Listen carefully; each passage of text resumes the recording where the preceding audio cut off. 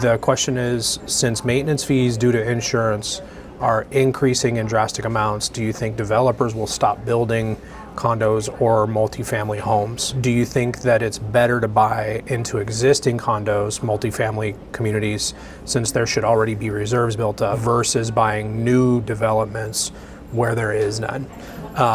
Great question, although three-part. I love the breakdown of it. It's a very well thought out question.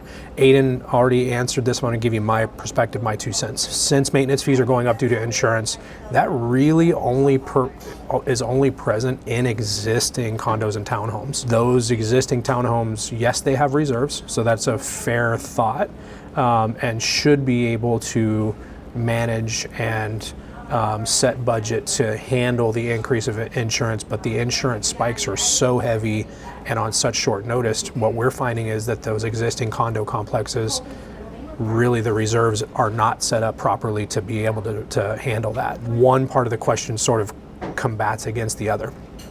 Here's what I'm thinking. New developments will have to have a policy in place for insurance.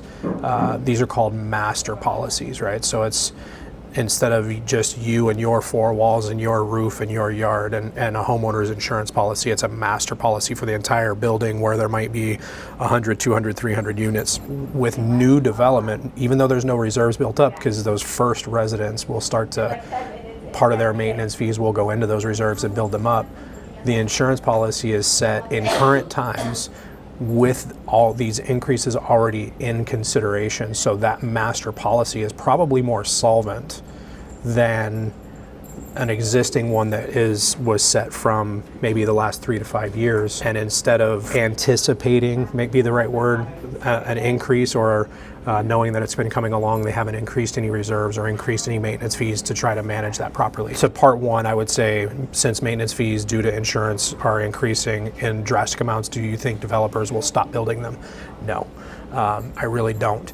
There's not a ton of land left to build that way, but where there is, that's what developers are building. I'm thinking Ka'ulu is like 75% townhome, 25% single family detached. Koa Ridge, probably closer to 50-50, but they're still building townhome style homes. They've actually paused on building the condo buildings that they were going to build in Waipio, which is just south of Mililani. So in an area where that type of build never really existed. Koa Ridge, which is Castle and Cook as the developer, was planning to do something like that in that area, and they're now pausing on the condos.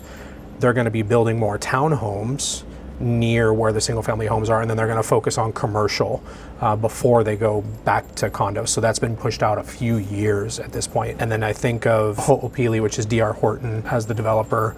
They're going to be building more townhomes, not condos. So there's a subdivision in there called Nahele, which is a 4 and 5 story condo building, meaning key fob to get into a secured lobby and then push an elevator button and go up to your unit, versus a townhome where you park outside and you walk to your door and turn the key and open your door. More of that being built by developers currently. So the answer to that is no, developers are definitely still going to continue to build them, even with insurance in consideration. I think I kind of answered the new development part of it.